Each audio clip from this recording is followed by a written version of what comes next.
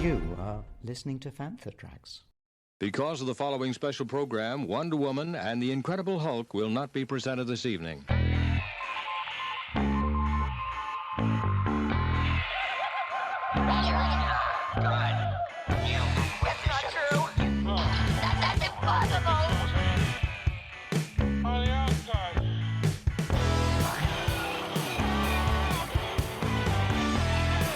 It's time to get all your Star Wars news in a single file. This is Making Tracks.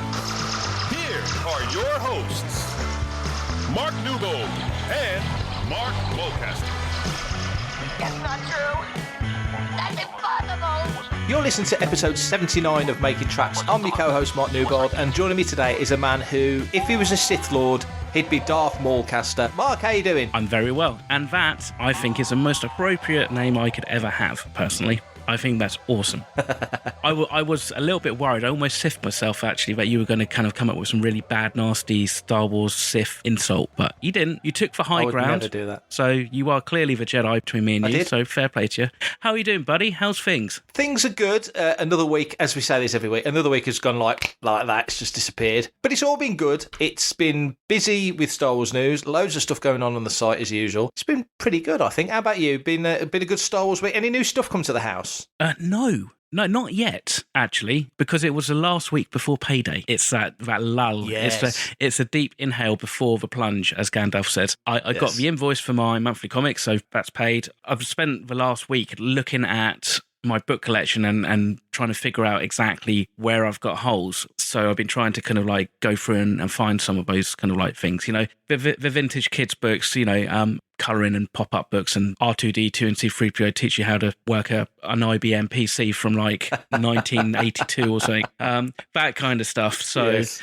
But yeah, other than that, it's all good, really. It's all gravy. And like you said, we've got quite a bit to cover today, which is fantastic. We've got loads. I mean, sometimes news is quiet and you sort of, you know, we can talk about anything all day anyway, so it's never a problem. But today there just seems to be loads of news. So let's just pile into it because there is loads to get through.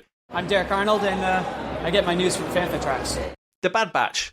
We now know that the Bad Batch will land on the 4th of May. It's a Tuesday. So the last time that this happened, I believe, was the Clone Wars finished on May the 4th last season, season 7. So we are picking up exactly 12 months on.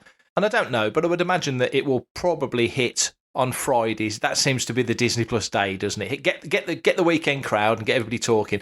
What do you think? Good news that it's finally coming, isn't it? Great news. Yeah, absolutely. Because I think, you know, we've talked about it already this year. That Book of Boba Fett's not meant to be coming until the end of the year. So it seemed like a long wait. So it's great to actually have something to kind of tide us over in between. So it's good news. And like you said, a year since I think Clone Wars finished. It'd be interesting to see if, you know, what the time gap is or what the overlap is actually between the Bad Batch and the last season of the Clone Wars. Because I'm sure there's going to be some kind of overlap from what we've seen in the trailer. Yeah, it feels like it, doesn't it? I mean, the end of the Clone Wars was that scene with Ahsoka sort of walking into the snow and seeing the helmets of her troopers in the snow. So, but that was like a coda to the whole series, wasn't it? That was sort of a different sort of thing. So, but with Bad Batch, it does feel to me like it would make sense if they picked it up and like season 7 of Clone Wars was happening concurrently with the end of Revenge of the Sith. What was happening with the Bad Batch, you know, Clone Wars 99, you know, you see where they were, what happened to them, how Order 66 affected what they were doing and how they got out, because obviously they get out and sort of, as the teaser says, become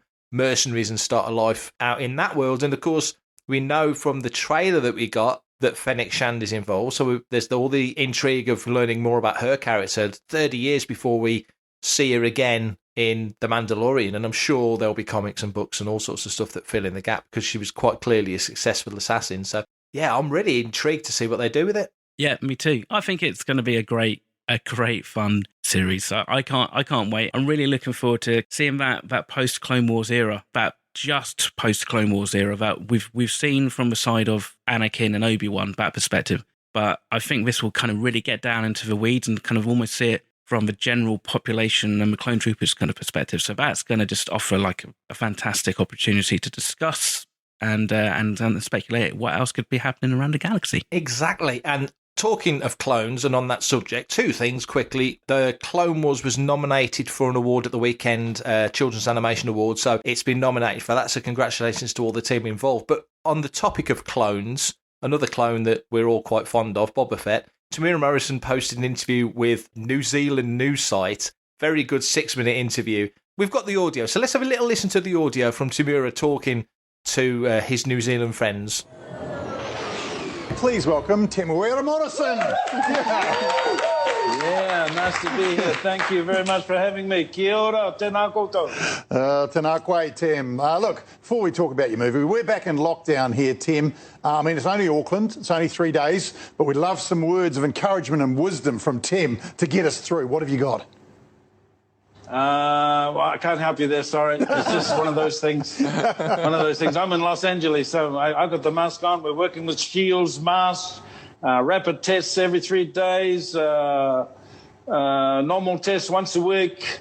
It's a different way of working now, but we're still getting through some stuff. So, yeah, it's a different world now. How are you finding it? Because you would have worked on some Kiwi productions, which are pretty loose as a goose.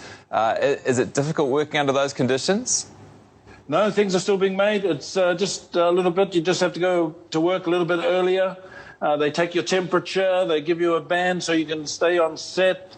Then I'm one of the blessed ones. They come to my trailer to get my COVID test. So we're still filming. When I walk on set, people all are told to put the mask down. I kind of feel like Mr. Big Shot. They go, actor on set. And everyone's got to put their shield down. So, yeah, it's a bit of a procedure. So, yeah, I feel like Mr. Big Shot. Then when I leave the set, everyone's, we've got zones. A zone, red zone, green zone. Yeah, so it's a bit different, but things are still being shot and being done. So, yeah. Hey, Tim, where are you speaking to us from? I'm in my gym. I'm Mr. Action Man here. There's my weights here. Gee. And I also got my thing here, my boxing equipment here, my mats, all my weapons, Was that stick fighting, everything, yeah. Was that a person you just walked past or some sort of... No, it's a thing I punch. Yeah, get ready. I do a lot of fighting. Quite physical in this business. I'm Mr. Action Man at the moment. It's supposed to happen 30 years ago. But hey, something about patience, I guess. Better late than never. You don't need any of that workout gear, though, do you? You're just naturally muscle man. That's right, Kano. I like you. Very good. Yes, just natural. Just natural. But yes, it's for prevention because you got to do things in the movies like Occupation Rainfall. I was doing a lot of action there. You have to do fight scenes. Now, in the movies, you only see it for 1 minute or 2 minutes, but it takes all day to shoot it. So by the time it's an all-day film shoot when you're doing a fight scene. So I do all this training actually just to prevent all the injuries. What movie are you working on right now? I'm working on the Book of Boba. Keep it quiet, though. Can't tell anybody. Right. Keep it quiet. Oh. Yes. Star Wars fans will be very excited. Are you? Yes. I mean, you've always been doing well, but are you particularly hot right now in Hollywood? Hollywood is all about temperature, Jesse. As you know, it's no good being cold in Hollywood. You have to be hot. I'm basically simmering. I don't know if you know the old grandma's oven. They had cold, simmering heat. So I'm about simmering, getting ready to be hot. Maybe this December. Tim Morrison, thanks very much for chatting to us. Thank you so much. You're very nice to me. Yes. Here's my new T-shirt. I forgot to put that on. Look. Oh. Me and Robert Rodriguez starting up. We're starting up a new band called Boba Fett and the Stormtroopers. Oh, that's great. Me and Robert Rodriguez. We're going to come out. We're practicing Billy Idol songs today. Oh, my God. Well, Tim, once this lockdown's over, hopefully we'll see you at Spark Arena with the Stormtroopers. Thanks for having a chat. Kia ora, everybody. Thank you. Take care. So quite clearly, Tim's having some fun there. Enjoyable little interview. But the big nugget you take away from that, and he says it, is that they are filming the Book of Boba Fett. It comes out in December, so don't know how far into the month we'll get that. And of course, we've got, at the moment on Disney+, if you look at the broader picture, we've got WandaVision going. we've got a week's break once One Division finishes next week, and then we've got Falcon and Winter Soldier. And then there's I think it's a month's break because that's when Black Widow comes out, and then you get Loki. So the Marvel side of it's all ticking over nicely and moving on very, very well. Obviously, Star Wars has got a lot of ramping up to get to that level where they can have a week's break and then another mega series. But Book of Boba Fett, what are your hopes for that show? Do you think we'll see flashbacks? Do you think it's going to be completely contemporary in the time that it's set? What do you reckon? I think the biggest question that needs answering really is how the hell did he get out of a Sarlacc pit? I'd be surprised if they didn't actually go there. And I guess the question is to what level and what level of detail that they'd bother to do that. Do they go for kind of just a couple of quick references maybe? Or do we actually then cut and actually see a full-on flashback like we did with Cod Vanth and the Marshall episode?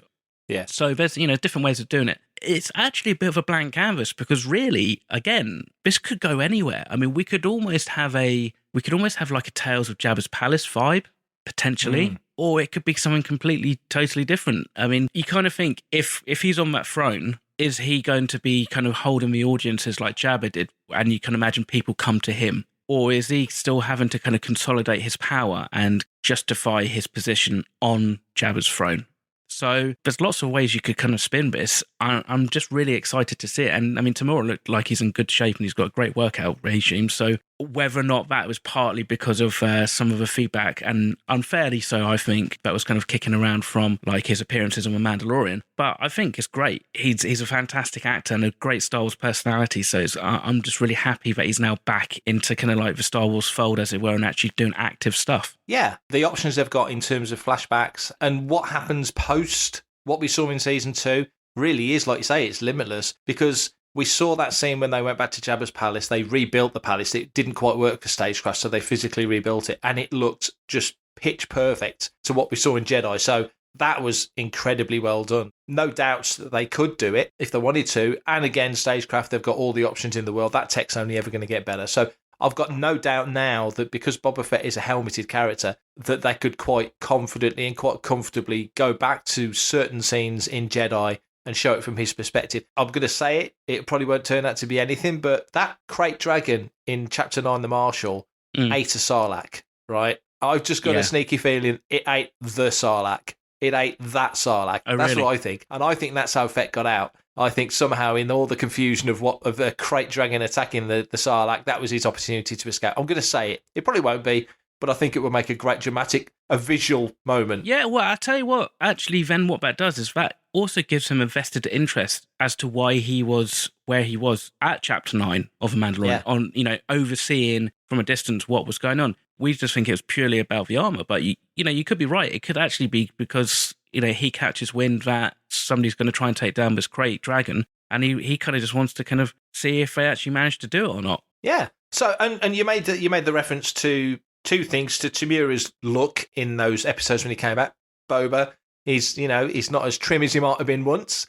There could be all kinds of reasons for that. There really could. And also, I like the fact that you've got a Maori actor, and we both enjoy our wrestling, and there's a lot of dynasties in wrestling, and they're generally either ripped like crazy, like a Roman Reigns or a Rock, or they're bigger, heavier set, sort of stockier guys like Umaga and guys like that, bless him. So, you've got that body type, and it really fits that warrior vibe. But then again, in that little video we've just seen, he's got all his workout stuff there, his punch bag and all his weights and stuff. He's clearly getting into shape, which makes all the sense because it's probably a hard slog to be filming. So you want to be at your best, at the best you possibly can be. And it could be cardio as much as anything else, but I thought that was good. And he just looks up for it. He's got that. I mean, he's always had a cheeky edge about him, hasn't he, Tem? He's really playing with the crowd there. So yeah, mega excited. The options are limitless.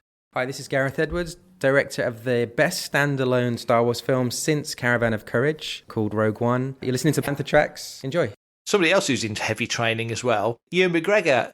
Did you see the images of Ewan? I mean, he looks like he's in great shape, doesn't he? He does. I don't recall beyond episode 1 really seeing much of Ewan train and stuff, but because obviously the kind of clothes that they wear as Jedi, it's not like it's a physical, it's part of the actual character build. Like, for instance, if you become a superhero, stuff like that, you need to have the physique of a superhero to a degree. I'm guessing he's just getting back into game fitness, so possibly, again, maybe this means that, he's not going to be exactly sat around building sandcastles on Tatooine. It sounds like he's probably going to be doing a lot of action and a lot of running around and stuff. So that's fantastic news. So personally, I'm just envious about all these people all these celebs who have these gyms at their home. This is me kind of sitting here staring at my Boba Fett helmet that I would wear, thinking, if they're going to start calling me Boba Fett the next time I put it on, because the gyms have been closed, they're going to be closed now till April. So very lucky indeed. Because Obi-Wan as a character, or Ben, I guess, he's kind of transitioning into that Ben character, if you like, at this point. He's out in the desert. It's hard life, Fett's lived that hard life. Cobb Vanth's lived that. All these Tatooine, either natives or people who've moved there, have to exist with what they can get their hands on, a moisture evaporator to get a bit of liquid out the air or whatever it might be. So it's a hard life. Of course, when we see Alec Guinness as Obi-Wan in A New Hope, in those robes, they're probably quite cool for the desert. They probably pull in a bit of air and cool it down, and it's probably quite sensible. I don't know necessarily that we'll see Obi-Wan in those robes all the time. It'll probably be more of the outfit you see him at the end of Revenge of the Sith, but I don't know. So because he's had to live off the land, he's still... at this point, Obi-Wan's in his late 40s, early 50s, about the same age as you and me. He's got to be in good shape to survive. Not like Luke on Acto, because on Acto, it was a different sort of environment, wasn't it? The water was there. He could go fishing, that whole sequence in Last Jedi when he's fishing for that fish thing, and caretakers are there. So, they're probably there to assist and help him as well. So he wasn't in isolation like Luke was. This is a lot tougher, to my mind anyway, physically and environmentally, just a lot harsher and a lot tougher. So him getting into shape for that kind of bodes well, in the same way as Tem getting into shape for Book of Boba Fett. Two shows I think we're both really excited to see. Hi, this is John Morton from The Empire Strikes Back. I'm Dak Rotha, or Bespin Boba, and you're listening to Fantha Tracks. So this past week, Fantha Tracks were involved in Hasbro's Star Wars Fan Celebration, which saw us and a number of other sites reveal some new figures coming to the Black Series line and the Vintage Collection, as well as a helmet. So our reveal was the Last Jedi First Order Stormtrooper helmet, which is going to be retailing for about $99, which by the time it gets its way to the UK will probably be about £99. So we've got that coming. That was our big reveal, and it looks fantastic. The box art is gorgeous. But down to the figures, we've got the Black Series Wrecker, of course, from the Bad Batch that we've just been talking about, for the Vintage Collection, IG-11, and Lando Calrissian in his Bespin outfit from Empire Strikes Back. What are your first thoughts on seeing these, Mark? Okay, interestingly, the image jumps straight to my mind right now. With Lando, I kind of getting a slight Power of the Force 2 muscle kind of vibe about Lando. Yeah, same. They've kind of given him a bit more girth, shall we say. And to be fair, I mean, it looks like a good figure. I mean, the sculpt's pretty good. Yeah. So I think it might just be the folds in his tunic. But yeah, they've got a nice soft goods cape, which I think we're quite proud of, because I've managed to really kind of nail the print detail which you've got on the inside of the cape. It's just a nice little touch. So I think that's fantastic. And IG-11 figure just looks great. I can't get enough of these kind of assassin droids. At least how they've posed him in the stills that are on the site, there's a little bit more movement to him. It doesn't feel quite so rigid. I mean, obviously I'm thinking back to the IG-88 vintage figure, which it's straight up static and you can't really do anything with him, bless him. But this one's got like some movement, got some like elbow joint movement and stuff. So I think it'd be quite a fun figure to kind of pose and have a play with. You know me, I pick bits and bobs up as and when I see them, and if they catch my eye, it's generally packaging that grabs me. This IG-11, but it's one of the few figures I've seen and thought, I want to buy two of them because I want one to open. Yeah. I want one in packaging and I want one to open. I don't normally do that. So, yeah, I totally get that because, like you say, IG-88, he was, Bill Hargreaves built him for Empire and he's stiff-armed and stiff-legged and he was a mannequin, essentially. And as soon as you saw IG-11 in sort of the first episode of The Mandalorian, what I love about the way he moves, and it's all down to the animation, it was just genius, was when he sticks his arm out, you can see almost feel the hydraulics and like the rubber stoppers. His arm will drop into place and there's that little boing wobble about it. He is spring-loaded. That's the word I would describe IG-11. He's like spring-loaded. He's ready to go. And that figure, and the 6-inch figure, the Black Series figure as well, when that came out, both give that feel of, yeah, he looks ready to snap into action. I really love that design. Maybe actually that's what they should do. They should do a 12-inch spring-loaded IG-11. Yeah, you press a button on the back and like you said, his arms spring up into different poses and stuff and then you kind of like click them back in and that would be quite fun. The First Order helmet looks great, really. I've got a couple of the Black Series helmet, and in fact actually I've modified one of the Black Series pose helmet for my own Resistance pilot helmet that I use in my costume. Compared to a few years ago. The detailing and the tooling and the quality of the actual kind of helmets are, really good. Yeah. So that's definitely one I'm probably going to pick up. I mean, I have had the Anovos helmet, but this, it feels slightly more solid. It feels slightly more kind of like legitimate. It can take a bashing, which is quite nice. And it's got the voice changer facility as well, hasn't it? Yes, that's been a great thing with all these Black Series helmets. They have some kind of voice manipulation or have some kind of gimmick, shall we say, for the Boba Fett helmet, bring the stalk down, and that springs down, and it's got like a little HUD on it, and that lights up, and it's great. It makes it immersive, but it appeals really well for collectors because of the quality of the helmets, but also it's great for kids because they can actually kind of like role play and cosplay with them and have fun with them. So unfortunately, it just means that some people might have to buy two. The Hasbro would hate that, wouldn't they? They'd just hate it. Oh, they'd be gutted. Yeah. And the final reveal was Wrecker. So, but of course, we've got the Bad Batch coming, and they're literally on pretty much within, if it wasn't the same day, it was within a day or two, season 1 of Bad Batch coming on May the 4th. So this was a really well-timed release. And again, in that packaging, just looks lush, doesn't it? Yep, marketing synergy at its finest, I think. And I wouldn't be surprised as if we see more of the Bad Batch figures get released kind of on the run up to the actual like debut of a series. That again makes sense, I'm still holding out for a nice kind of like 5-pack or something for 3 3/4 inch. I think that would make an amazing shelf display, but we'll see what the good folk over at Hasbro have got up their sleeves. Yes, I'd be all over that. I totally agree with you. I think that would be fantastic. I love those packages. When they do the 3-packs, I'm all in for those. I think they look lovely. Yeah. And one final little thing, Hasbro revealed that there will be a Hasbro Pulse UK. That's got to be a good thing, hasn't it? We can, we've got the Razor Crest projects, all your Hasbro Pulse stuff. It gives the UK a good option to get onto these trains nice and early, doesn't it? So it's kind of caused a bit of debate in the Mulcaster house, and I'll quote her here. My girlfriend basically said, "We're never going to get married if you buy all that shit."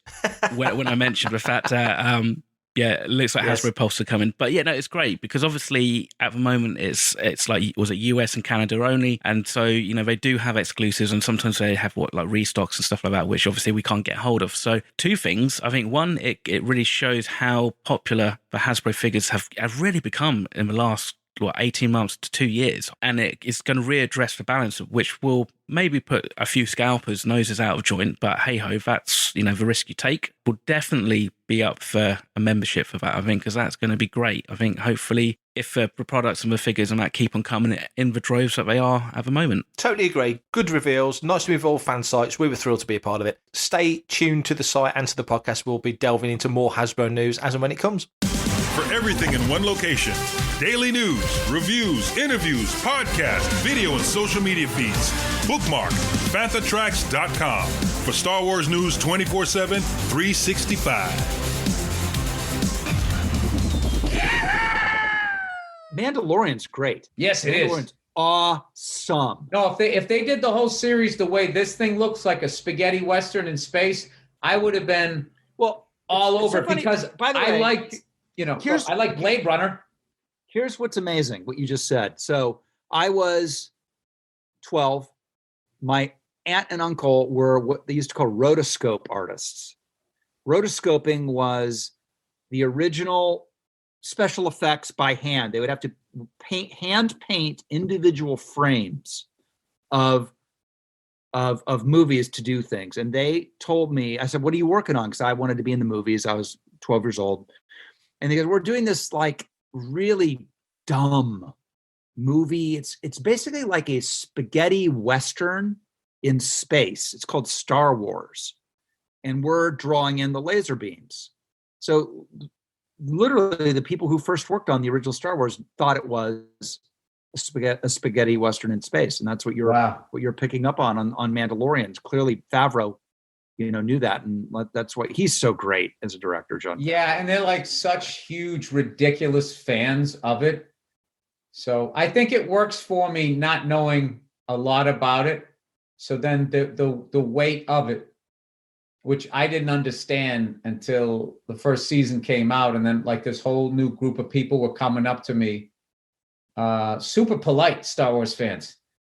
At least when they meet you. I don't know how they are on the internet. I haven't read anything, but like they come up very polite and like ridiculously passionate about, it's like sports passion for a show. So for sure, it's been real cool that they came, It's funny. I get shit though. They go, I never heard a Boston accent in a galaxy far, far away. And I always go like, well, how about English? You don't think it's weird that they're all speaking English?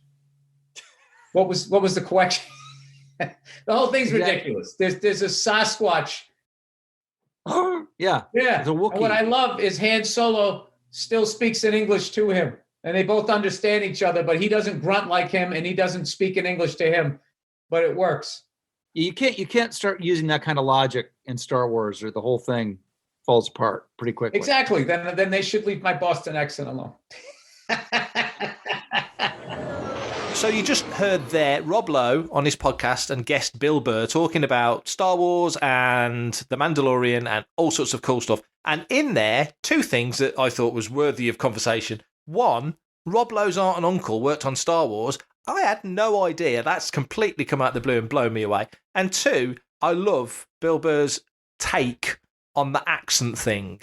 He's right, isn't he? I mean, the original Star Wars was filmed here in the UK, so Lucas gets a lot of unknown to the American audience, known to us, British actors to fulfill those roles and be the bad guy Imperials, your moustache twirling British bad guy type thing. But why not have a Boston accent? It's not out of place, is it? Not really, at least not to this Brit, partly because I don't necessarily start to identify regionally with American accents so much. Obviously, if they've got like a really heavy kind of southern drawl or something like that, then yeah. But to be fair, and this is no slight on him, I didn't really know who Bill Burr was until he was in The Mandalorian, because I don't watch Saturday Night Live or anything like that, because again, that's kind of more of an American kind of show that we kind of know about, but it isn't very well kind of supported over here, I don't think. So, as far as I was concerned, he just sounded like Mayfeld. But, it's a big galaxy. When I listen to the audiobooks, which I tend to do a lot, sometimes Mark Thompson, who does a lot of the kind of narrations, he will obviously use regional accent. So for instance, like with like the Twi'leks, they tend to have like a French, Italian, sometimes kind of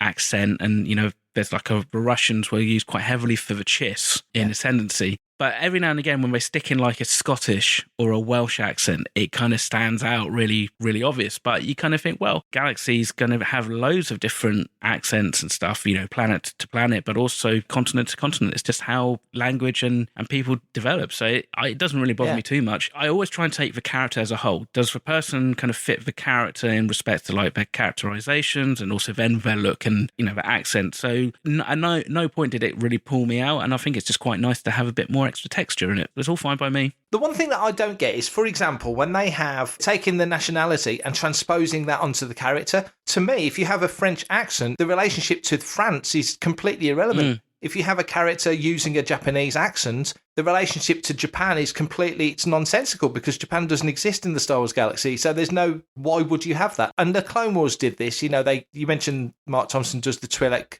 voice as a French accent. That came from the Clone Wars. It's a shorthand. And to me, it's a shorthand that works really, really well in audiobooks, but doesn't translate so well to live action, or to animation, I should say. So the accent is irrelevant. But then if you've got a character who, let's say a Scouse accent came up, if he's just saying the words with a Liverpudlian accent, that's fine, because it's just an accent. But then if he starts talking in that sort of Scouse dialect, in that way, the patterns and the words, the phraseology, then that pulls me out, because all of a sudden you've suddenly got Freddie Starrs turned up in Star Wars. It's like, why? So Bill Burr is 1,000,000% right. It's like, why not have a Boston accent? We've got a very posh English accent. We've got Daisy Ridley, who's quite clearly, Ray is clearly from Watford. These accents that, like you say, it's a huge galaxy, so why wouldn't they speak like that? And also in that talk, Rob Lowe talks about his aunt and uncle, who were rotoscope artists on the original Star Wars. I mean, how have we got 42 years, 43, 44 this year, 44 years into the saga, and don't know that Rob freaking Lowe,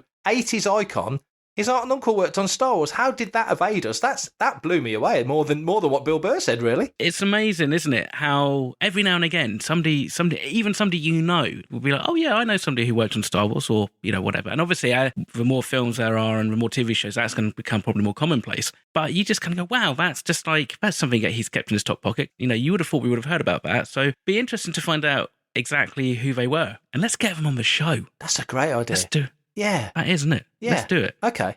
You've set a mission now. We've got a mission now. We've got to find out all the details of the rotoscoping aunt and uncle of Rob Lowe. It needs to be done. Yes. Yeah. Hi, this is Vanessa Marshall, and you're listening to Fantha Tracks. So moving into her post-Star Wars career, as she is, and successfully, she's got lots of work lined up and on the go. Daisy Ridley is about to star in Chaos Walking with Tom Holland, who we'll get to in a moment. Whilst doing the promotional push for Chaos Walking, she did an interview where she said that she would happily play Spider-Woman. Now, which version of Spider-Woman we don't know. Mark. Yeah. John Boyega recently used the wonderful phrase of being in a big franchise is a bit like being in a luxury jail, which I really, really enjoyed that phrase. I think it's a great phrase. He's now moving beyond that. Golden Globes is for speaker tonight. He's nominated for Small Axe. So maybe by the time this episode comes out, he'll be a Golden Globe winner, fingers crossed. And he's trying different things, and Daisy's trying different things, but she doesn't seem as averse. Maybe that's a strong word, but, she seems more open to diving into another big franchise. And she's just worked with Tom Holland, who is Spider-Man. So there's some sort of sense, exactly. He's Spider-Man, she's Spider-Woman, and that could work. And she could be Spider-Woman for quite a long time in the role. Do you think it would work? Do you think Daisy as Spider-Woman would work? Have you ever heard her do an American accent? Now, there's a question, going back to accents, previous topic. I don't think I have, not off the top of my head, but I think she'd be great. That's why they have dialect coaches on films to help with stuff like that, pronunciation and kind of accent and stuff like that. So as to obviously her saying that she'd love to play Spider-Woman, I think unless you're feeling really kind of secure in the kind of roles that you want to do and the roles that you have done, it would be probably crazy for anybody to publicly turn down any role. I mean, like you said in the article, there was rumours a couple of years ago that she was going to be playing Batgirl. That's right. So, and I'm sure if we were to go and dig up kind of tweets or articles from that era, she was probably asked at a press junket at some point and was probably said, yeah, sure, if it comes my way, I'd love to do it, I'll be interested, because it just keeps the door open. And I'm sure actually if you turned to John Boyega and said, are you up for playing, I don't know, a superhero in an upcoming Marvel thing, we've heard you've been, potentially being cast, I'm sure he's going to say, well, yeah, I'll be up for it. It's one thing to kind of talk about the process and the sacrifices you have to make for these kind of shows and these kind of studio movies, but then it's another to kind of categorically turn around and say, no, I wouldn't. So yeah, I think that's my kind of point. I mean, I think it's kind of good PR, isn't it? Just for herself to say, well, yeah. And unless, of course, there was a role, and I'm sure there probably is some kind of roles that actually some actors would be categorically, absolutely no, you couldn't pay me to do that. But it might be something along the lines of, you've got to sit in the chair and have 8 hours worth of prosthetics on and makeup, that kind of thing. I can understand that if there's a portion to roll, but for something like Daisy, who's really physically active and, she really kicked butt, and you saw those training videos that she did in Rise of Skywalker and stuff. So it's not like the physicality is going to be a far reach for her.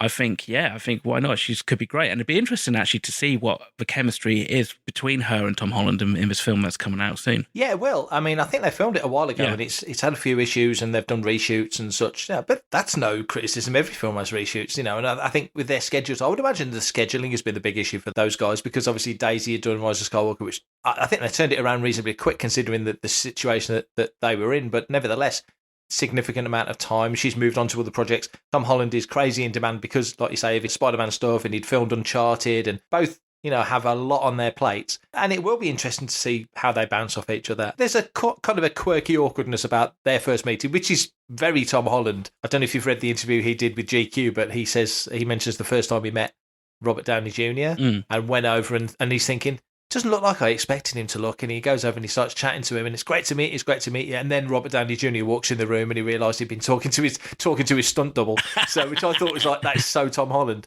Amazing. So, but yeah, I think Daisy getting into a big franchise like this, the physicality side is completely correct. I've got to say though, and it always makes me laugh, she runs like a little old lady. When she runs, she's got her elbows stiff, and she runs like a little old granny. It always makes me smile. I've not noticed. But, it just sticks out to me. It's how my mom used to run. It just makes me laugh. Like you say, the voice training. First person I thought, Andrew Jack, who sadly passed away last year. He was the voice dialect coach. Who there's people like that who can work on an accent. And like I say, I've never heard her American accent. I think back to when Boyega was cast as Finn, and they were like, okay, we've got this English actress who's got a very English voice, and then you've got Boyega, who would have had, presumably to their ears, in exactly the same voice. Can he do an American accent? And Boyega bangs out that absolutely on the nose American voice. It's like, oh, wow. Well, Finn now, that's how Finn talks, because, wow. I just wonder in the casting process whether that was reversed, whether they ever thought, let's give Daisy a go with an American voice and see if she can do it. Some people can. Tom Holland is a natural at doing that. This happens a lot, doesn't it? Yeah. You know, when Hugh Laurie was doing House and half the cast didn't know his English until the rap party. Yeah. You know, and he just, and like, why are you speaking in that weird English voice? That's my voice. So it happens a lot. And it goes back to what we were talking about a minute ago, the Bill Burr thing and Rob Lowe. You know, there is a difference between dialects and accents. You're taking on an accent. It's almost like a regional thing. It's just a different way of speaking English. I'd love to know whether Daisy can do that, whether Daisy's got that in her arsenal. Do you know what? I would think so. I would think that probably, and this is just me guessing, I've not even looked, but I would think that's something that they covered in their training, that they probably have to learn how to do like a generic American accent, for instance, if there is such a thing. I apologize to all our American listeners if I've just completely insulted everybody. But then it's that whole thing again. It's like everybody thinks that the Brits pretty much sound really well spoken, and obviously if you listen to this podcast, you know that's an absolute fallacy. And at the same time, again, if you watch like cartoons, if you watch like Family Guy, and if you watch like Simpsons, everybody who's from Scotland sounds like Groundskeeper Willie. That's kind of like, that's, you know, because obviously cartoons are used to those stereotypes. Again, if they were going to go down that whole route of let's try and kind of keep the Imperials and the First Order being kind of like stiff-ass Brits, and then the the Resistance and all those people being American, I'm sure they may have asked. I'm sure that's probably come up. But again, it might just be, it doesn't necessarily matter if she has got a British accent or if she's got an American accent, because surely it's better to do what feels comfortable and do it well than kind of try and force somebody into a really awkward accent and potentially just offend people as well. And also I think with Marvel, let's say this Spider-Woman rumour has any truth or legs to it. 8 legs. Eight legs. Yeah. Exactly, well done. And Marvel have been geniuses at casting pretty much across the board. I find it difficult to find any actor who wasn't just absolutely nailed on for their role in the Marvel films. Apart from actors who wanted to walk away, like, obviously Ed Norton didn't want to do Hulk again, or Terrence Howard, who didn't want to carry on playing Rhodey, and of course Don Cheadle comes in and absolutely nails it. You know, if Daisy was cast as Spider-Woman, you've got to go in with confidence thinking Marvel don't generally screw these things up. They're pretty much bang on. And for her to be in another franchise, given her popularity, the following she's got, would be a smart move for everyone, wouldn't it? Be a great move for Marvel to put attention on that character, and a great move for Daisy to keep her profile really high. I guess it comes down to what other projects she's got coming up. So, and she's not probably going to be at liberty to say that, and also how founded these rumours are about a Spider-Woman movie in general. Anyway, I don't know if good old Daisy does pick up the role, then cool for her, and I'll be first in line to go and see it at the cinema. Hey man, it's me, Kevin Smith, Star Wars fan, Fantha Tracks fan. Tom Holland, our current Spider-Man, our third Spider-Man, auditioned for the role of Finn in The Force Awakens way back in the day, and according to Tom, it didn't go well. Now, he's gone on record as before saying he's not really a Star Wars guy. I know Spider-Man refers to the Empire Strikes Back in Civil War, the battle at the airport, and all that sort of stuff, and he's got his Star Wars figures, he builds his Lego Death Star, so Spidey's a Star Wars fan, but Tom Holland doesn't seem to be such a Star Wars fan himself, and he does talk, and it's fair enough, he's only in his mid-20s, isn't he, so doesn't need to be, but he does talk about, in this piece about auditioning as Finn, the role that he had, and it read very much like it was the scene where Rey and Finn and BB-8 are racing towards the quad jumper, and it gets blown up, and then they run to the Falcon, because he's talking about the little droids beep, beep, beeping, run to the ship sort of scene, so it very much feels like it's that scene, might not be, but that's how it read. And he's completely bemused by what BB-8 is and the whole scenario. Suffice it to say, it didn't go well, and Tom Holland wasn't Finn. And thank goodness for everyone, because John Boyega was, and then Tom Holland goes and becomes Spider-Man. So, what are your thoughts on this? Tom Holland auditions for Finn, doesn't get the role. Good thing or a bad thing? I think, actually, in fairness, probably a good thing. Tom Holland, to be fair, he's my favourite Spider-Man. And again, I don't know if it's because him as Peter Parker is now affecting my thoughts on this, but I just don't think I could see him in a Star Wars film. Not as like a stormtrooper. I mean, there's like a physicality, gravitas, and presence, which I think John Boyega has. I mean, they've both kind of got that kind of excitable energy. And also, I don't know if he'd be like really too young to realistically play a stormtrooper. I don't really think it's a huge loss to Star Wars because we've got him in Spider-Man. Those auditions, when they were initially searching for Rey and Finn, these were big, wide casting calls. So I'm sure a lot of people, a lot of people auditioned for the role. And again, actually, I think there was different stages in the audition as well. I don't think it was just like a single audition. It was like, multiple auditions. So there were probably people who auditioned for a role in Star Wars, but didn't even realise that it was going to be Star Wars because it was so early days. And I even believe that some of the stories that Daisy and John said, it sounded like it could have almost been the Hunger Games that they were reading for, the scenes that they had to do with the two kind of characters and stuff. He might have been in consideration for it beyond just a single audition. Who knows? I wouldn't be opposed to seeing Tom Holland in a Star Wars film coming up. I think that would be quite fun. But also, it's that whole thing, isn't it? Like, as soon as they become synonymous with a specific character, then it's also very hard to then sometimes detach themselves from that role. So it might even be like that with Daisy and becoming Spider-Woman. Actually, it's like, we're going to be sat down looking at Ray in Brooklyn. so who knows? That's a good point. One thing that struck me when this news came out, and it made me smile for a specific reason. One, I'm not overly knowledgeable on that whole casting process for those initial roles. I'm just aware that the guys that got them. But like you say, I think Hayden Christensen, I think he was like one of 1,500 people that went for the Anakin role in Attack of the Clones. And so that makes all the sense. But with this particular role, one thing that struck me was, I think there's a perception that when Boyega got the role, and this is a negative thing, and I think this is why this is, to me, was a great thing to read. The perception to me was that he was the best black actor to get that role, that it felt like that was the casting brief. And yet I always wondered whether or not that was the case, whether or not they were just going for the best actor, period, that there was all these different people going for the role, and it didn't matter the colour of the actor, because that wasn't necessarily the focal point of what Finn was about. That they weren't specifically saying, this is going to be the first black stormtrooper in Star Wars, so we will only see actors of colour, be they from the UK or the States or wherever they might be. We just want the right guy for Finn. And you just said it, Tom Holland is just magic as Spider-Man, just charming and watchable and enjoyable. And you see Boyega as Finn, who's just a bottle of pop and full of energy and ready to go, and you watch him mature through those 3 films. So they totally got the choices right.